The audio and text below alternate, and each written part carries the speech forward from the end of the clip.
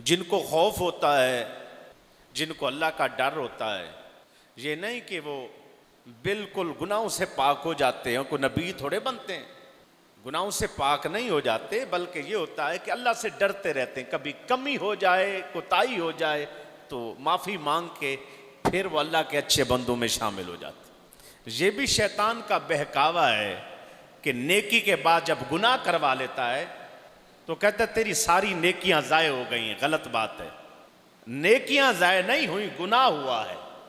नेकियां उस तरह तेरी अल्लाह की बारगाह में मौजूद हैं जो तूने नेक काम की, अच्छे की। अक्सर लोग भी कहते हैं तेरी नेकी तेरे किड़े काम आई है, ये गलत बात है।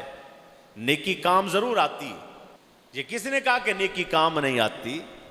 अल्लाह की बारगाह में नेकियां महफूज हैं। हाँ, जिसने गुनाह किया, बेहतरीन इंसान वो है अपने गुनाह से तौबा करे। बंदों को पता ही नहीं कि मामला क्या होता है और किस मामले से इंसान को रोक दिया है। और फिर क्या है, शैतान मायूस किस वक्त होता है? मैंने एक रिवायत पढ़ी है और उसने मुझे खुशी से जो है ना, मैं वो बयान नहीं कर सकता कि कितनी खुशी हुई। जिस वक्त शैतान गिरो दर गिरो अल्लाह के बंदों को पीछे लग के ना उनसे गुनाह करवाने की कोशिश करता है, नमाजी से, परहेजगार बंदे से, उससे कोई खता करवा बैठता है, गुनाह करवा बैठता है, उससे कोई गलती और खता हो जाती है। जब होती है तो शैतान डींगे मारता है, डंड मारता है और चौड़ा होता है, देखो जी मैंने इसको कल्टी कर दिया, गिरा दिया और मैं जीत गया। और वो अल्लाह का बंदा उसी लम्हे पशेमान हो जाता है कि ओहो मैं क्या कर बैठा, गुनाह कर दिया।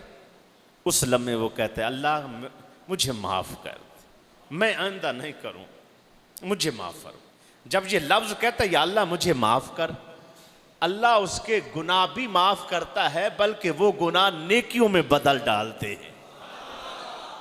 जब नेकियों में बदलते हैं ना, शैतान धड़ाम करके पीछे गिरता है, पीछे साइड पे गिरता है और चीखे मार मार के रोता है, मैंने पूरा और मेरे गिरोह ने पूरा जोर लगा के इससे गुनाह करवाया था और इसका वो गुनाह भी इसके नेकियों में बदल दिया गया।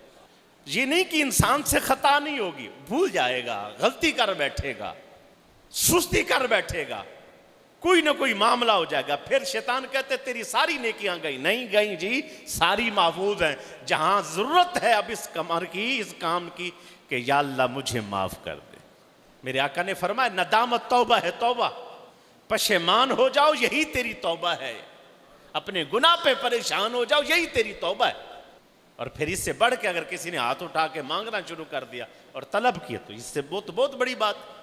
अक्सर हकीकत में अगर देखा जाए, अभी आज के दौर में भी, आज के वक्त में भी देखें, हम गौर करें इस मामले में, ज़बरदस्त को मैंने एक नुक्ता पेश किया था, ये एक राज में बात की है। अल्लाह हमें तौफीक दे कि हम इस बात को समझें।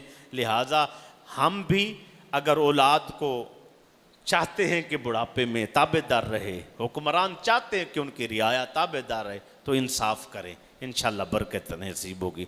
व आखिर दावाना अनिल हम्दुलिल्लाहि रब्बिल आलमीन।